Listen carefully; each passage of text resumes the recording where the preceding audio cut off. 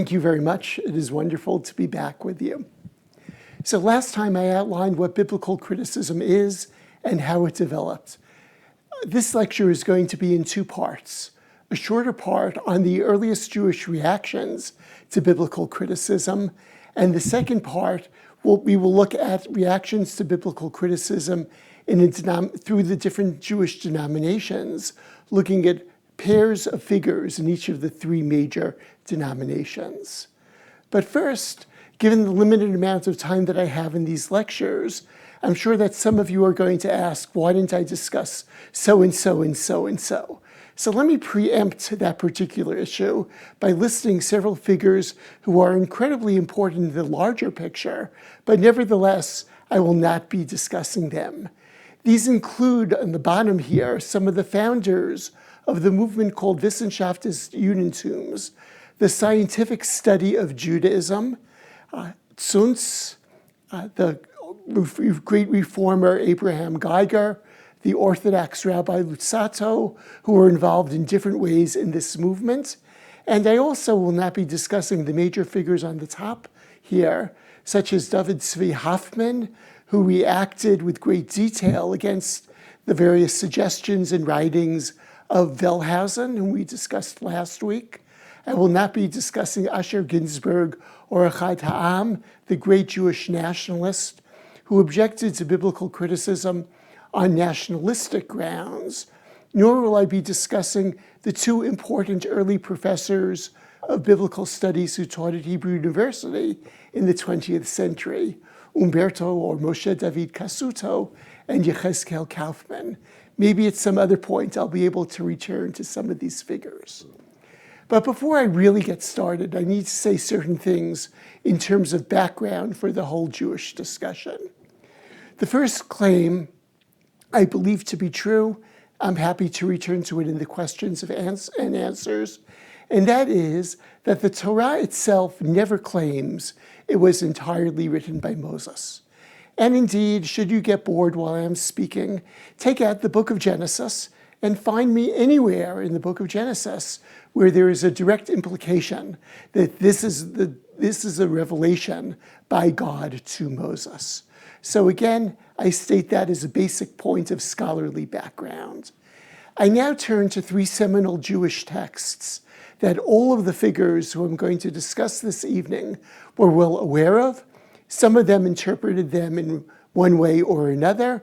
Some were more influenced by particular texts, while others decided to leave these texts behind. The earliest of these texts is from the late 2nd century of the Common Era, from Mishnah Sanhedrin, chapter 10, what is also known as Perek Chelek, which deals with who has a place in the world to come. And this particular Mishnah states, all people of Israel have a share in the world to come. And then once it states that, it begins to offer some exceptions. And among those exceptions, of these are those who do not have a share in the world to come, is the one who says that the Torah is not from heaven. Second important text. In the Babylonian Talmud, so we're not quite sure how to date this particular text because it's a Hebrew text in the Babylonian Talmud. There's a discussion early on in Bava Batra concerning the order of the biblical books and the authorship of the biblical books. And this discussion concerning authorship goes through the books in order, and it starts, and who wrote the books of the Bible? Moses wrote his own book, namely the Torah, the portion of Bilam in the Torah, and the book of Job. Elsewhere, the rabbis offer different opinions concerning Job. Here it says Joshua wrote his own book and 8 verses in the Torah. Please remember that tradition. We'll return to it in a moment. Even though these verses, or maybe because these verses describe the death of Moses. So it would be awkward to say that Moses wrote them. And then Samuel wrote his own book, the book of Judges, and the book of Ruth. And please note, this too is a rather unusual tradition because Samuel dies in the middle of the book of Samuel.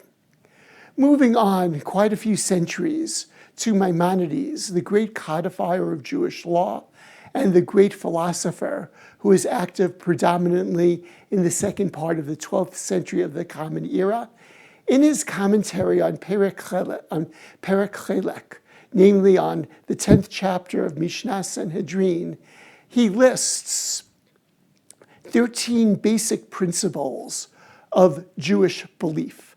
And a whole discussion which we could have, and perhaps somebody else should really have that discussion, this is a very important issue in Judaism, is to ask the extent to which Judaism has basic principles of belief at all. But in any case, within his 13 principles, 2 of them deal directly with issues related to biblical criticism. The first relevant one for us this evening is the 8th principle, namely that the Torah is from heaven, and that is that we believe that this Torah that is given to us through Moses, our teacher, peace be upon him, is completely, crucial word, from the mouth of the Almighty, which is to say that it all came to him from God, may he be blessed. And then Maimonides clarified, because there really is an issue concerning divine speech and God from Maimonides' perspective, he says this happened in a manner that is metaphorically called speech. This is followed by the related 9th principle, namely concerning the faithful transmission, and that is that this Torah has been faithfully transmitted from the Creator God. In other words, that the Torah that we now have when we read the Torah in synagogue is exactly the same from Maimonides' perspective as the original read Torah. Please keep these 3 rabbinic texts in mind as we look at the various opinions.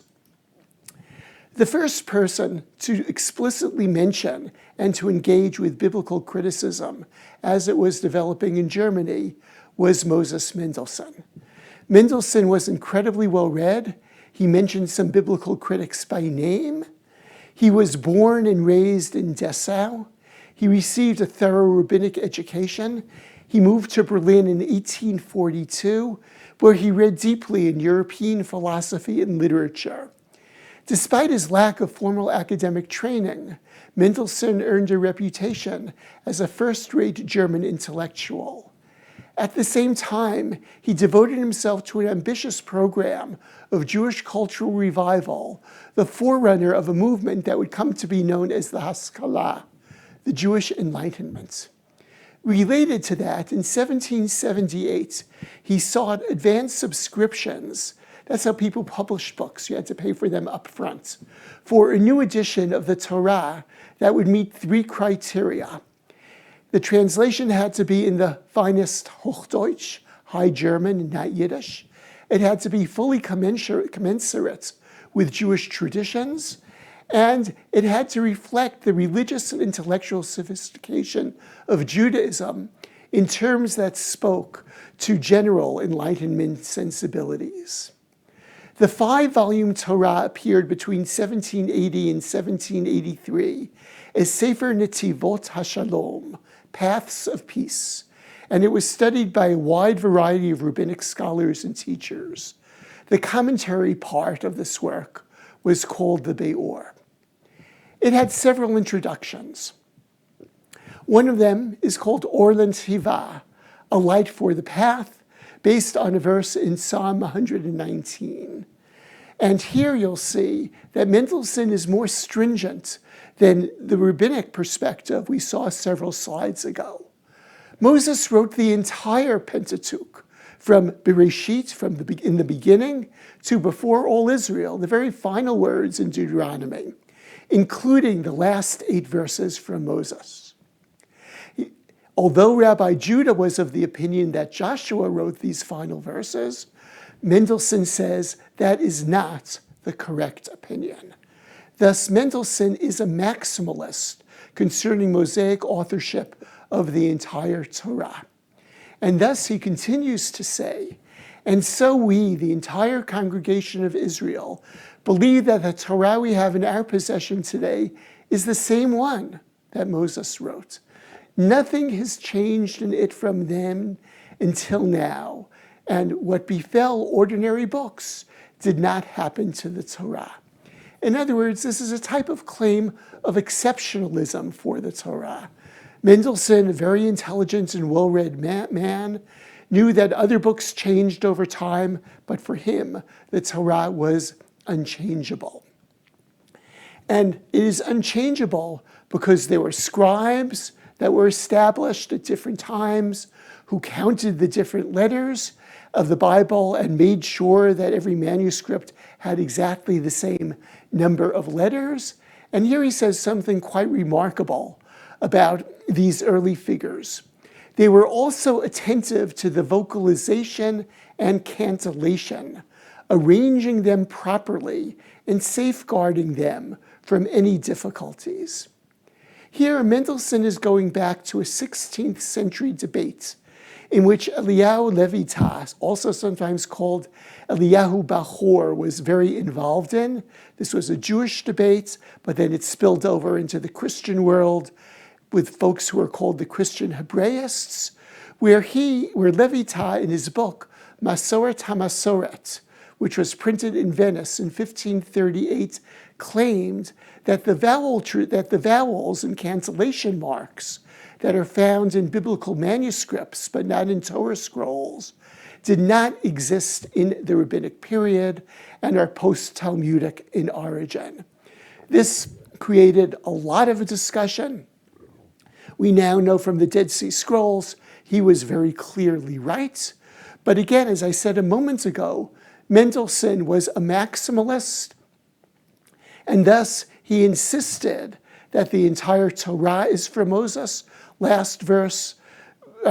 first verse to last verse, all the consonants, all the vowels, all the cantillation marks, everything goes back to Moses. And here, especially for Mendelssohn, I would especially like to acknowledge the person I'm working with on this project, Professor Edward Breuer.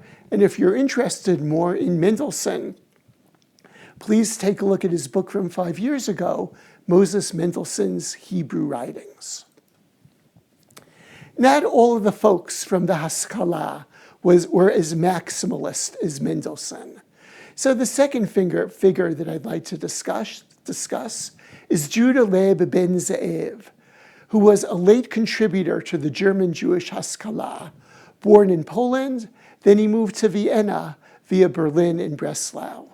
In 1810, he collected a number of introductions that he wrote to various biblical books, and this in some ways paralleled the first great Protestant introduction to the Hebrew Bible, which was written by Eichhorn in 1780 and completed in 1783. He's quite different than Mendelssohn. For example, even though he never mentions Eichhorn by name, unlike Mendelssohn, he does not always polemicize against Eichhorn, the great German Protestant scholar, but calls him, quote, one of the respected Christian scholars.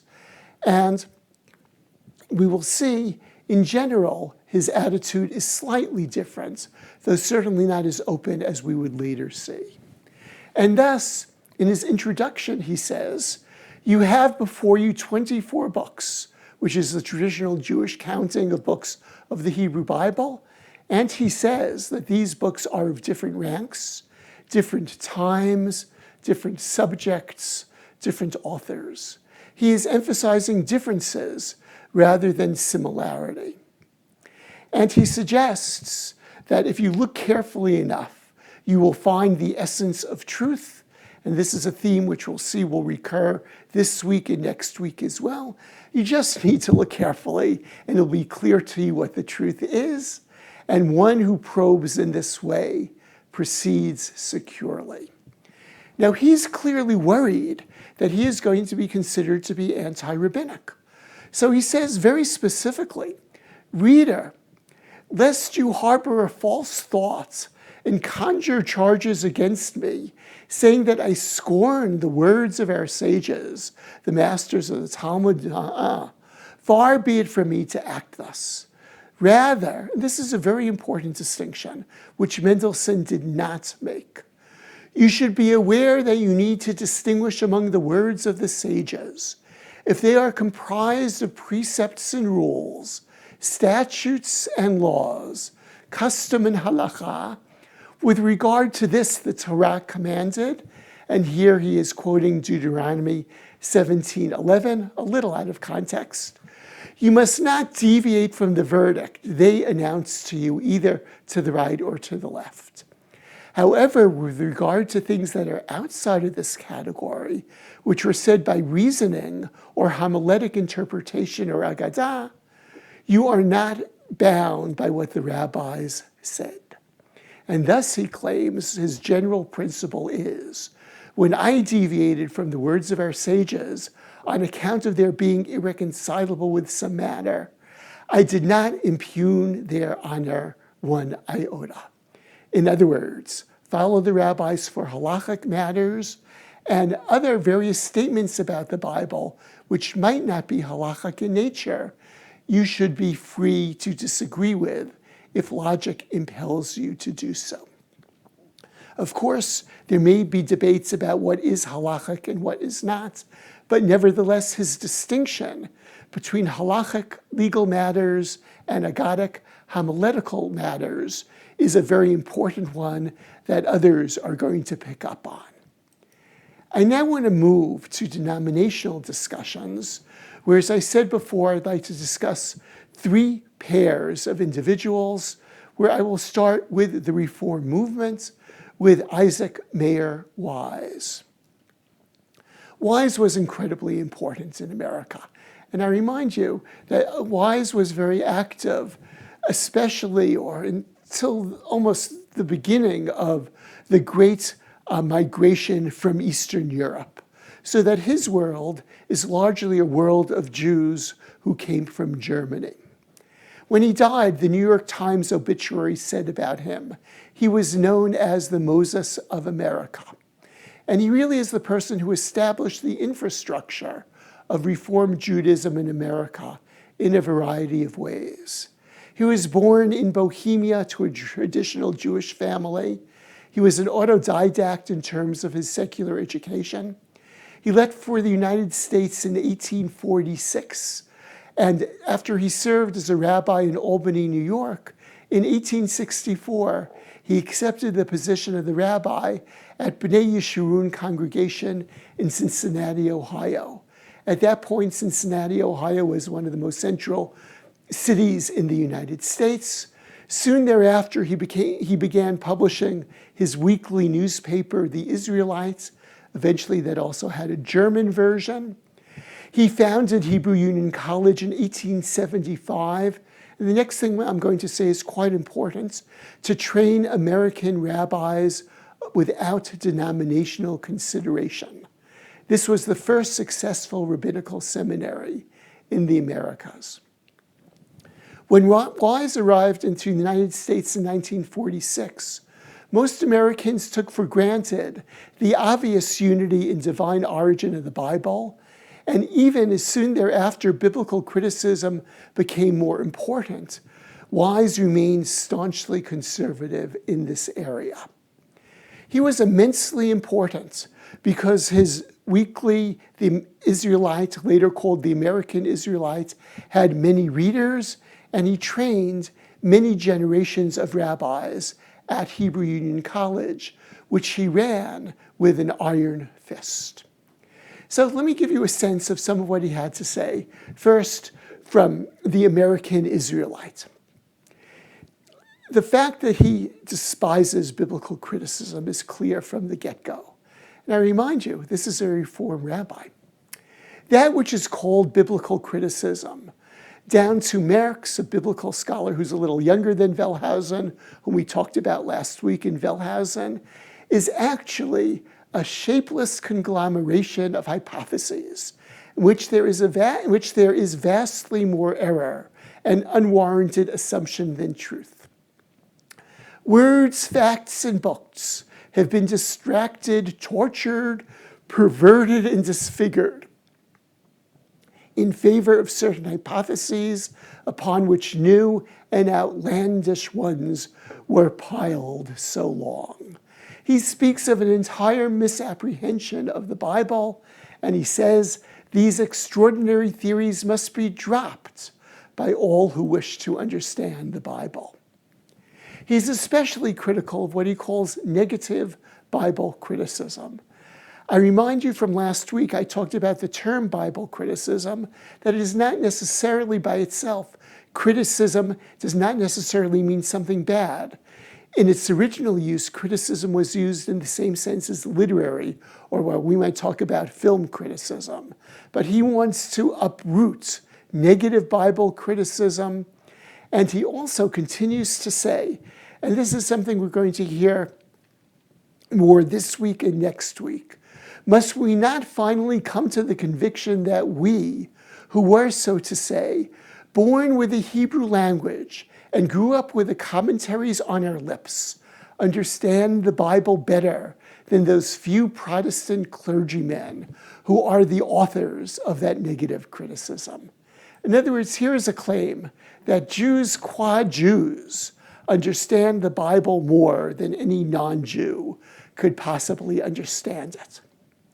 Many of these articles from the American Israelite were put together in a book with a rather strange title that Isaac Mayer Wise wrote shortly before his death, Pronaeus to Holy Writ.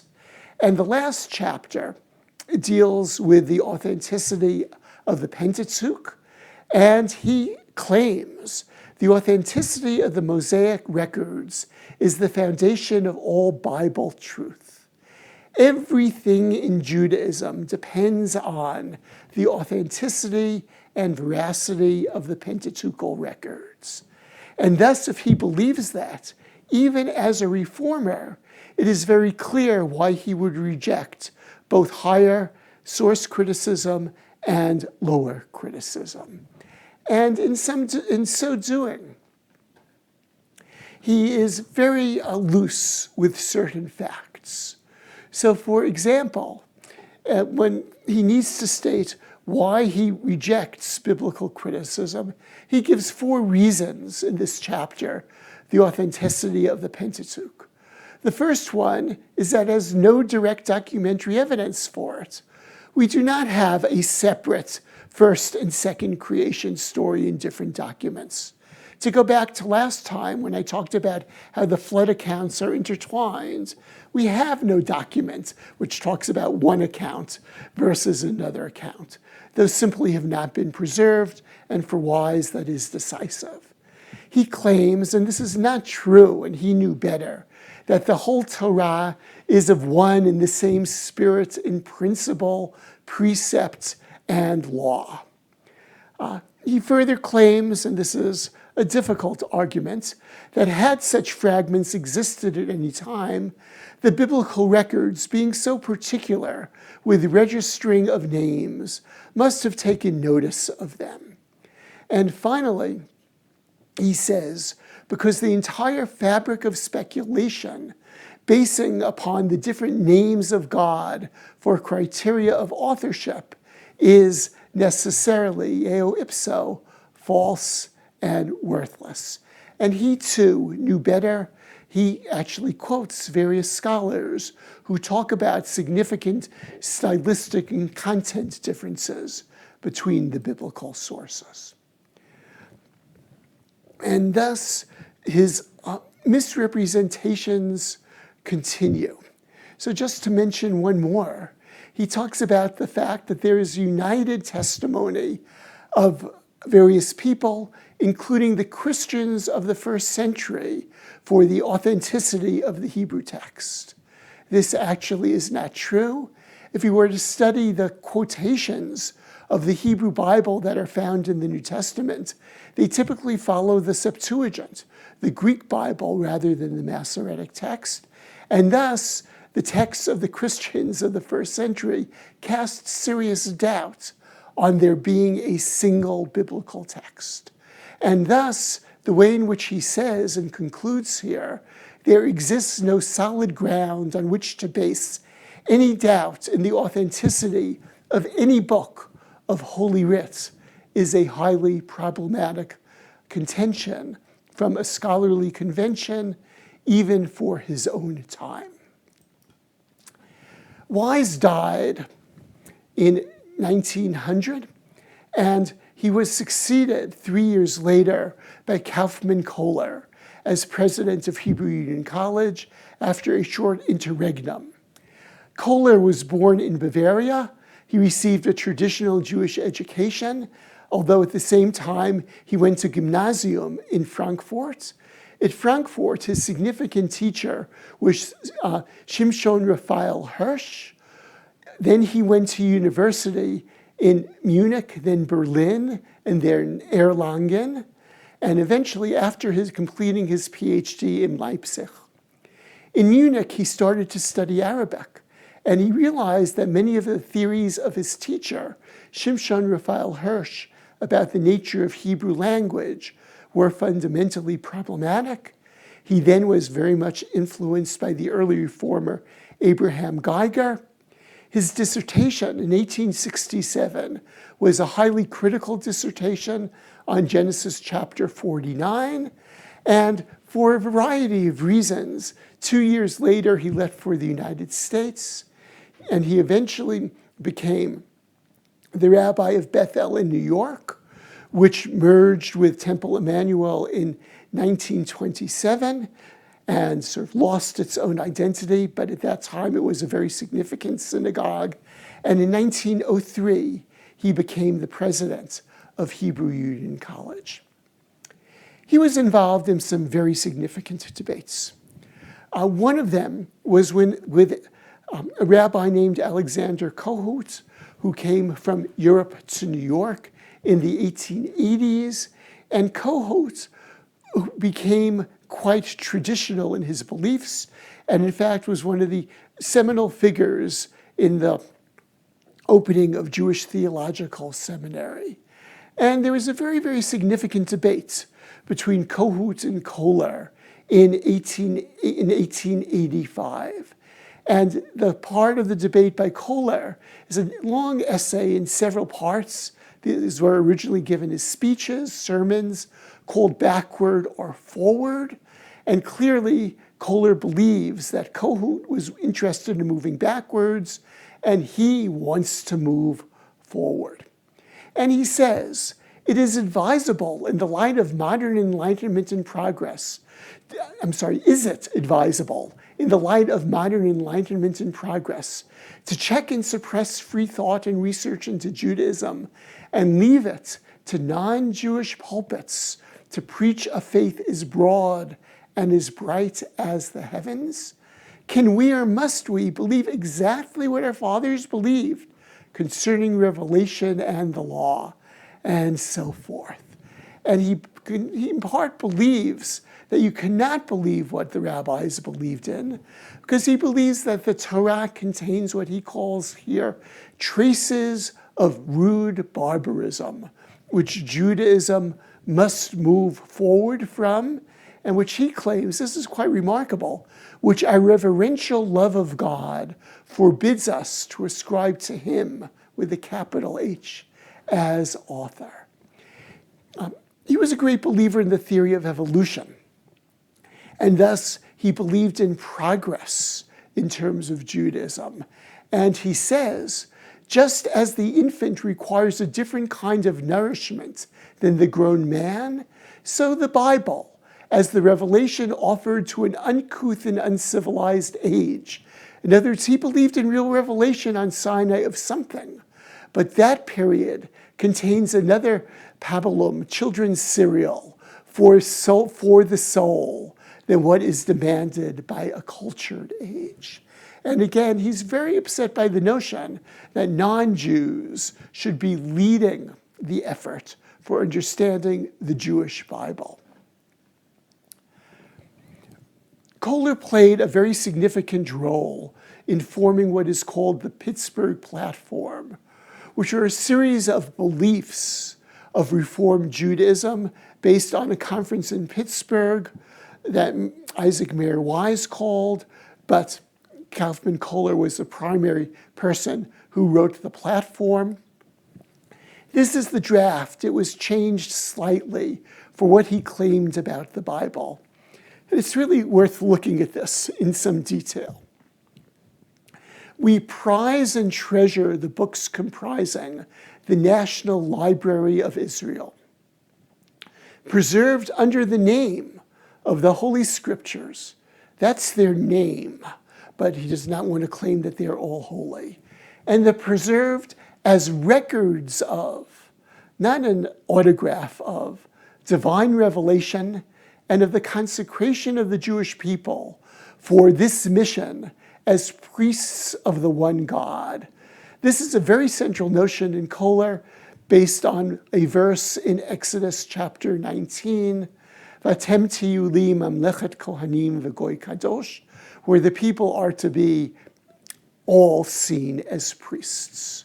Kohler continues, but we consider their composition, their arrangement, and their entire contents as the work of men, betraying in their conceptions of the world the shortcomings of their age. So again, the Torah is incredibly time-bound.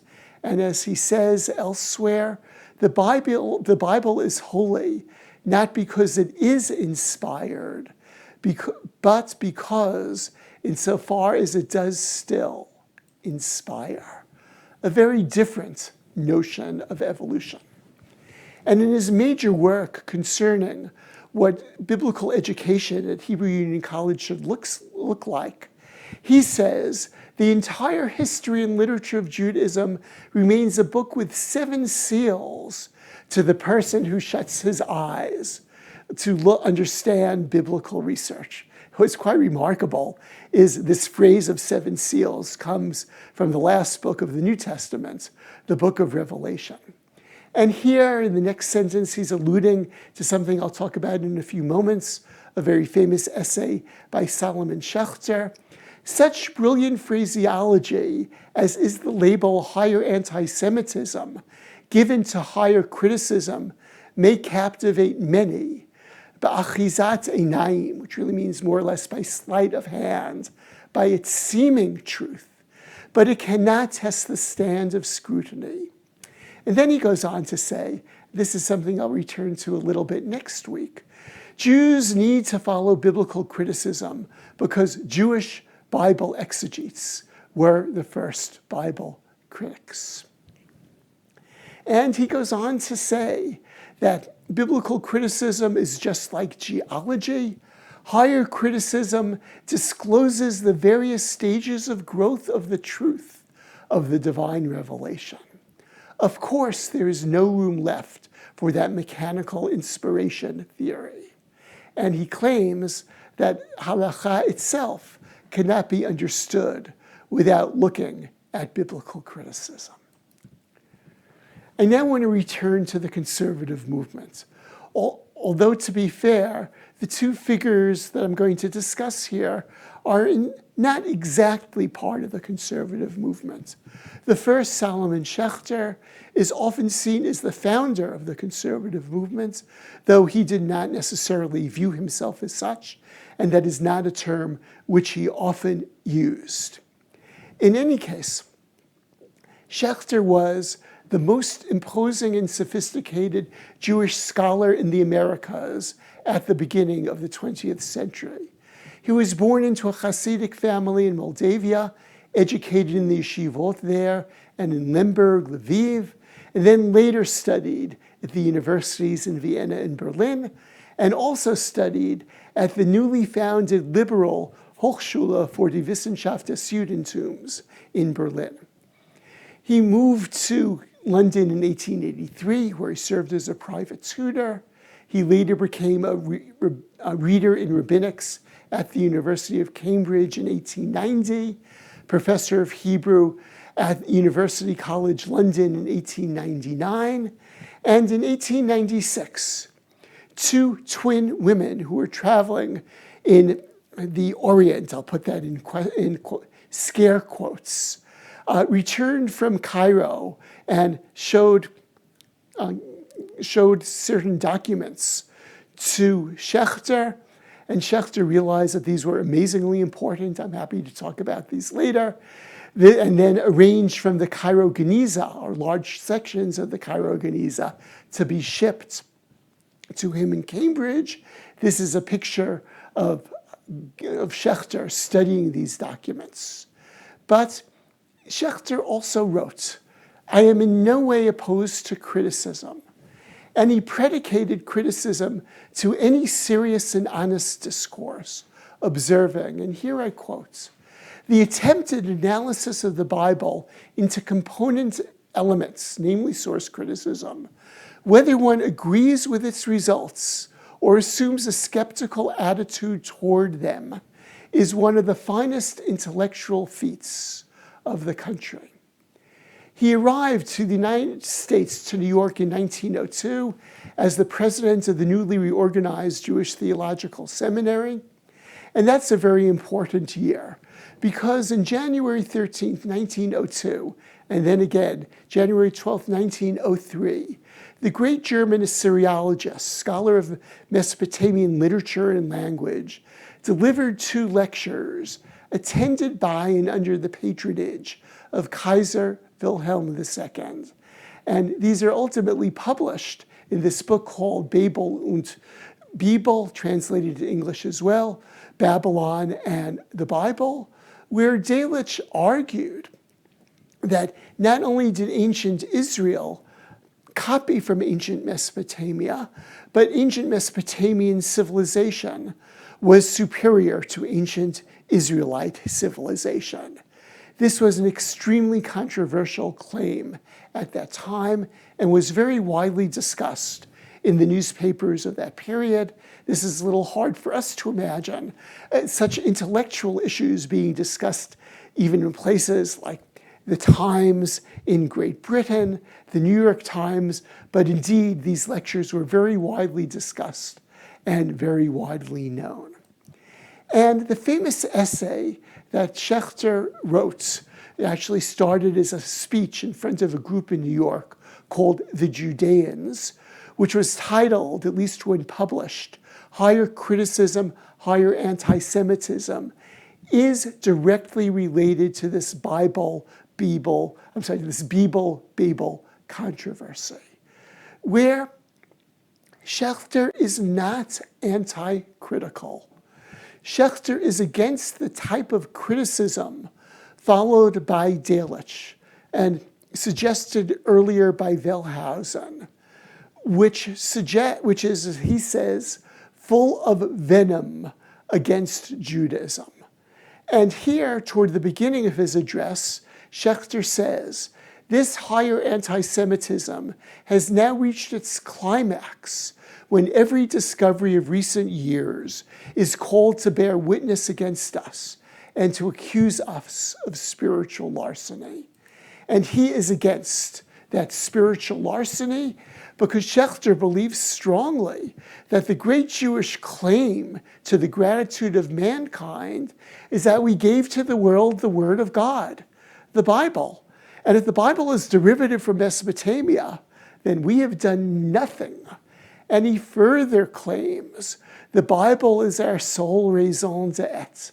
And it is just this which higher anti-Semitism is seeking to destroy, denying all our claims for the past, leaving us without hope for the future. And he is concerned about leaving the Bible for hypercritical, or what was called earlier by Isaac Mayer Wise, negative critical scholars, like Wellhausen, Stada, and Doom. And he's concerned that if that happens, the world would disown us. And he wants to create a really living great literature comparable to what has been done for by Jews, comparable to what has been done by non-Jews in Europe and by Jews for certain fields such as rabbinics. Excuse me. The next figure is also, in some ways, only tangentially connected to the Reform movement, but is incredibly important. No other figure that I will be discussing has elicited as much public controversy as Louis Jacobs. Born in Manchester, England, to an observant working-class family, he received a very traditional education at the Manchester and Gateshead yeshivas, which represented the ultra-Orthodox Haredi, Eastern European world. After receiving Orthodox ordination from there, he studied at Jews College in London and in tandem at University College in London, where he completed his PhD in 1952. In 1954, he was appointed as minister, which really meant rabbi. I can get into this later. Only the chief rabbi in this period was allowed to call himself rabbi, in the New West End Synagogue in London, which was a more acculturated and intellectually vibrant London United Synagogue community. He taught and lectured broadly, developing some ideas which would eventually be published in this book that you see from 1957, We Have Reason to Believe, a book which many see as the catalyst, which is sometimes called the Jacobs Affair. In other words, which prevented him from becoming the principal, namely the head of Jews College, and quite likely after that, the chief rabbi of the United Kingdom. He was well on that trajectory. Thus, in 1964, he founded the New London Synagogue, which was conceived as an independent, namely independent of the Orthodox United Synagogue, and he served as a rabbi, though this was a quite traditional synagogue. Although in retrospect, this is seen as the beginning of the Masorati movement in England, which is roughly parallel to the conservative movement in the United States. The position of Jacobs about the Torah has often been called liberal supernaturalism. He talks about this, as I said, in 1957, in We Have Reason to Believe, where he contrasts the manner of revelation with the matter of revelation, and says that Judaism has always been quite open concerning the manner of revelation, but has been quite consistent on assuming that the Torah as we now have it is the matter, the context, the content of revelation. But he notes, and he was incredibly well-read, that this traditional view has been seriously assailed by critical and historical investigations. And he further says, showing real knowledge of material, that various ancient translations, and I discussed some of these last week, the Septuagint, the Peshitta, the early Syriac translation, and not a translation, the Samaritan Pentateuch, frequently differ in their readings from the established standard Hebrew Torah scroll text. And then he goes on to say quite remarkably, these various readings often bear the stamp of probability upon them and remove or lessen the difficulties of the Hebrew text.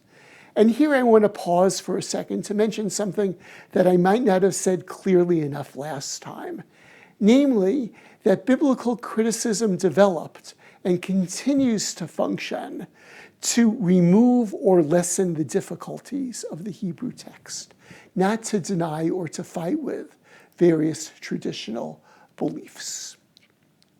And he further emphasizes in that book, We Have Reason to Believe, and again, note the title of the book, that God revealed his will not alone to men, but through men. And he talks about cooperation in terms of revelation. And thus, this position became incredibly important and incredibly controversial. And what Jacobs is really trying to do, as he states in a pamphlet, which was written a few years later, is to say that what Jews are doing to the Bible is no different than what Christians are doing to the New Testament and Muslims were beginning to do to the Quran, and that Judaism needs to account for the Bible, quote, in accord with the new facts.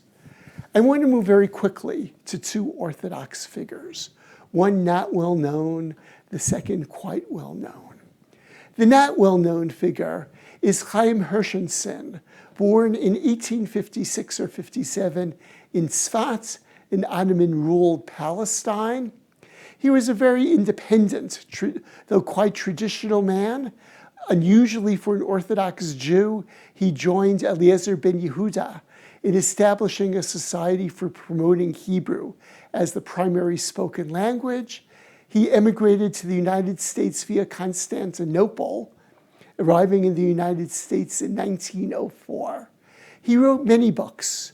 His best-known book is the 6-volume Malki Bakodesh, My King is in Holiness, from which our selection is drawn. This is a book of She'elot u'Tshuvot, of responsa literature, which is a very traditional genre.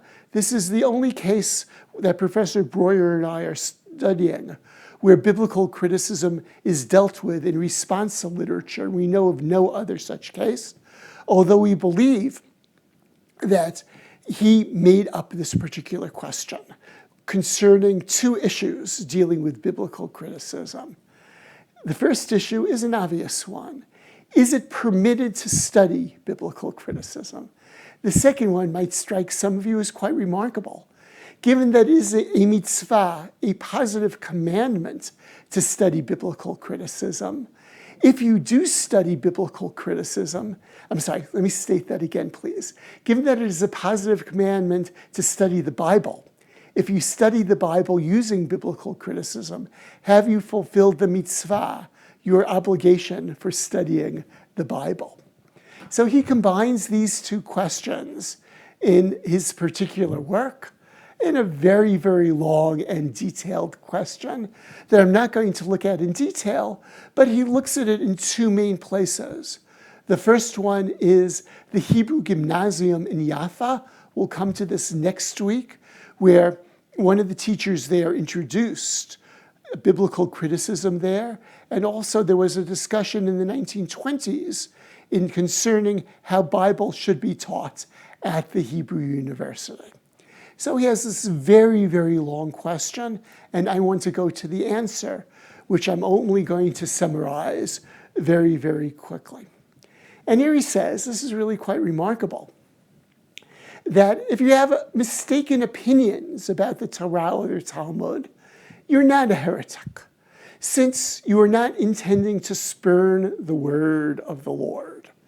Now, this is based on a verse in Numbers chapter 15, verse 30, which we actually read in synagogue last week, concerning a person who acts defiantly and reviles the Lord. That person shall be cut off from among his people, because he has spurned the word of the Lord. Dvar Adonai Bazah. And thus, his question is, what do you have to do to spurn the word of the Lord, to be fully culpable? Now, he works within fully typical halachic categories. And thus, he says, he divides people who study biblical criticism into several categories. What is absolutely prohibited? A person who says, Moses, acting in human capacity, gathered the laws of the nations and recorded in ancient chronicles according to what appeared to him right. Such a person has scorned the word of the Lord and is fully culpable, has no place in the world to come. But something that you are not fully culpable of, but is nevertheless something you should not do, this applies to the higher biblical critic, as long as that person does not speak about Moses. Then number 3, deeds for which one is not culpable and are permissible, that applies to the study of all things, where it is not one's intention to change a thing in the Torah scroll, but to understand, to ascertain the meaning of Scripture using various tools, even applied, even higher criticism, which if one studies it like any other field, unconnected to faith, that is fine, especially if you're studying it to know how to answer the critic. And he says, this is akin to Maimonides' study of Greek philosophy, because as is well known, especially in Maimonides' guide, this is highly based on Greek philosophy, mediated through the Arabic scholastic world. And thus his conclusion is that you should not teach biblical criticism in the gymnasium, where you're dealing with little children, but certainly in the university worlds. But when adults, such as university students, go out and encounter the fruits of modern research, they are smart enough.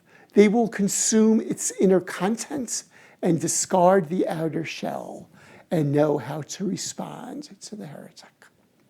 The last person who I'll mention for just a minute, though he deserves a much longer discussion, is the former chief rabbi of the British Empire, Joseph Herman Katz, who is probably well known to many of you by the Blue Book, by the Blue Chumash or Pentateuch, which I certainly used growing up and many of you have used. And I would just like to point out that at the end of each of the biblical books, which he talks about, each book of the Pentateuch, he has a set of afterwords. And the main function of these afterwords is to polemicize against biblical criticism. He talks about the barbarous vivisection of the Torah by higher critics. He's an incredible polemicist, though I would note most of his polemics are against higher criticism and not against lower criticism.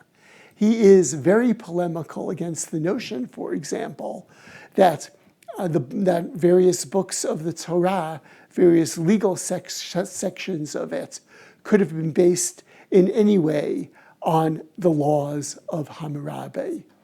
Although he must acknowledge that there are some similarities between the laws in Exodus and Hammurabi and other Semitic law, and he claims that the similarities are, quote, under providence.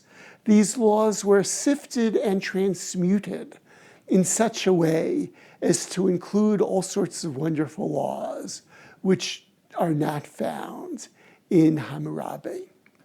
Finally, I would note about him that he's incredibly disingenuous about the way in which he quotes scholars, especially non-Jewish scholars. So here, for example, he quotes Rudolf Kittel, who was a great scholar who taught in Leipzig for many years. And he quotes Kittel very selectively, ignoring the fact that Kittel elsewhere is a great believer in source criticism and is one of the greatest advocates of text criticism among the Protestants. So to bring this together, I think that what I said may sound a little messy to you. And I think that is because it is a little messy. There is no linear progression of attitudes concerning biblical criticism within Judaism. And you have to expect the unexpected. In many ways, the Orthodox Hirshenson is more liberal than the great reformer Isaac Mayer Wise. I hope you also saw that, especially over time, there are no consistent denominational views. You saw the extent to which Kohler totally disagrees with his predecessor Wise. You saw, for example, that the supernatural notions of revelation in Jacob's are quite different than what Schechter propounded. I hope you also saw that many of these statements are very bound to their historical context and should not be generalized. And thus, even though everybody quotes Solomon Schechter as saying the conservative movement always objected to higher criticism, to source criticism, if you understand that particular speech from 1902 by Schechter in its historical context, that is not at all what Schechter is saying. And finally, I would suggest that when you read these texts, please read them carefully in their entirety.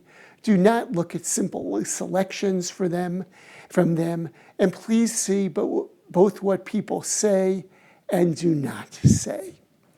Thank you very much for listening to me.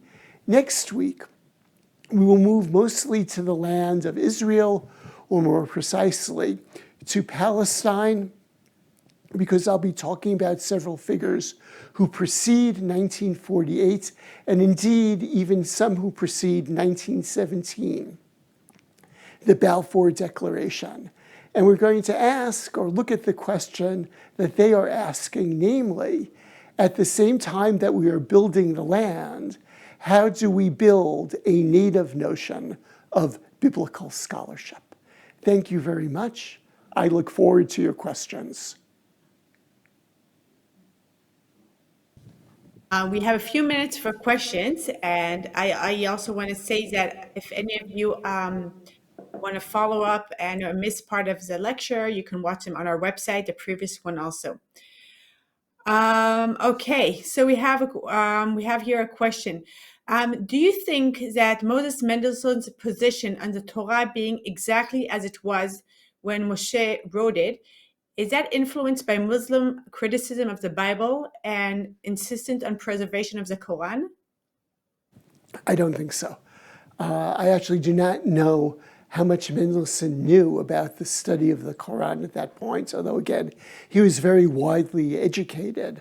My sense there is he is simply a Jewish traditionalist, and he is pushing back against the very, very beginnings of biblical criticism by Eichhorn and saying, no, that Protestant position is not going to be the Jewish position. And he's ultra-conservative, but that's largely an internal Jewish position rather than influenced by various positions concerning the study of the Quran. Are you going to be speaking perhaps in next session about the relationship of the Muslim criticism and Jewish criticism?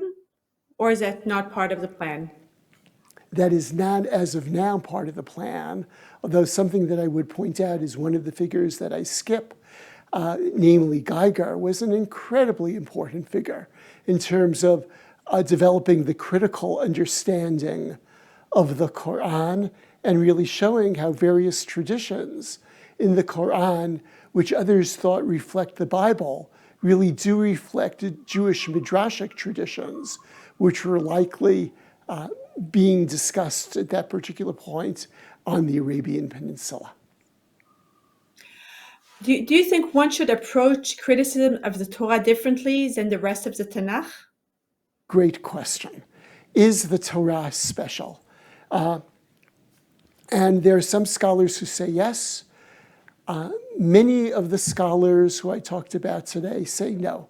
Everything needs to be treated in the same way. So, for example, Isaac Mayer Wise is very traditional about issues concerning authorship in both the Torah and the rest of the biblical corpus.